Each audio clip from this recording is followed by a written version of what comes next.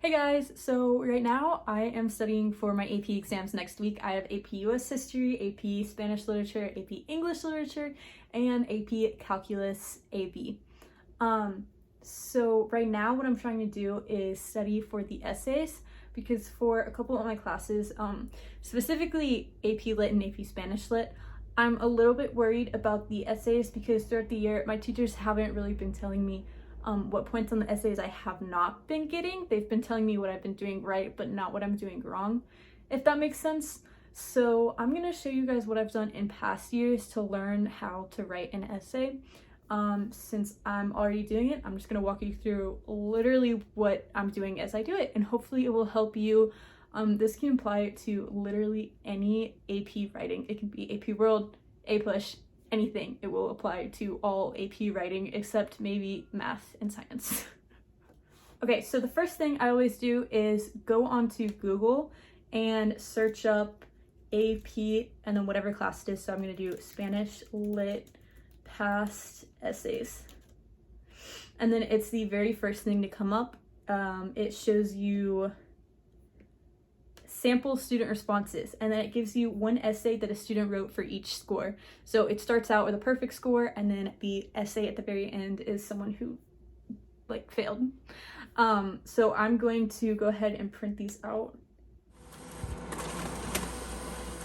Okay, so if you don't have a printer, it is perfectly fine. Everything that I'm doing can be done on the computer, but it's definitely a lot easier with a printer, so if you have access to one, I would highly recommend it. The first thing I'm going to do is go through the rubric of the essay. I'm just going to read through what the College Board wants. Most of this I already know from class, but I'm just going to read through it and take some basic notes just to get started. Okay, so the first one I'm doing is Spanish. I have this little handout that my teacher gave us, which tells some of the details about each essay. So I'm reading that and then this rubric, and I'm taking notes on what kind of things I need to say, what kind of words I'm supposed to use, things like that. Okay, so then when I read through the sample essays, the first thing that I did was highlight in kind of a color-coded way. So I chose one color for structure sentences. Sentences that kind of summarize what that specific paragraph is talking about, which again, this applies to any subject. This is not just AP Spanish Lit.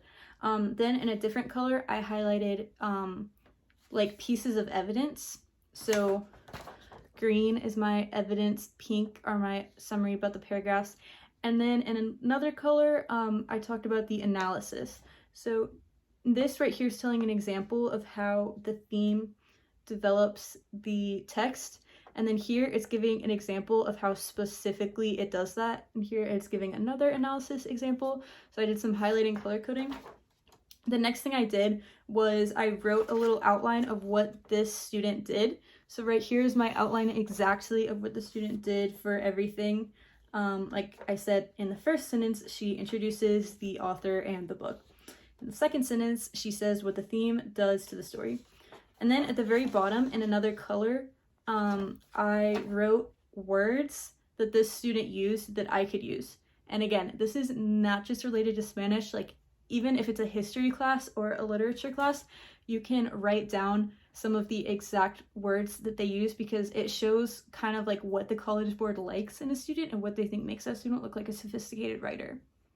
Once I was all done with that, I read through what the College Board had to say about that student's essay, just so I could see why the College Board liked it so much. But usually after this kind of deep analysis of a student's answer, you'll get a good general idea of what the College Board wants. It just helps kind of to summarize everything that you just analyzed. Okay, so now I'm shifting over to English Lit, and I'm going to show you exactly what I'm doing through each essay. One thing I would like to point out is I ran out of white printer paper, which is why this is pink, so I apologize if it hurts your eyes. And these are completely free resources that the College Board has released, so please do not think that I'm stealing anything off of the internet. These are completely free. I can put the links below to prove it to you. Yeah, so don't arrest me. So blue is going to mean a piece of evidence. Yellow is going to mean analysis of that evidence, and then no color means it's a topic sentence.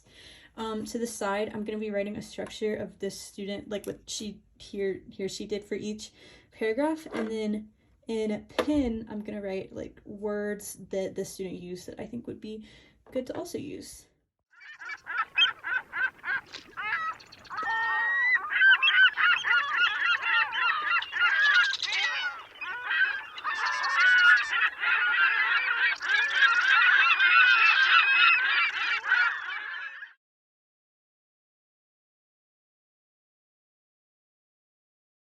So if you do the same process for any FRQ, for any AP test, except maybe some classes, this should help you learn how to write them. And this is what I did both years that I took AP exams, and it helped me a lot. So I would highly recommend this process if you're struggling with this, especially if you have teachers that aren't giving you feedback, which I know can be a big issue this year because of a lot of people are doing online school.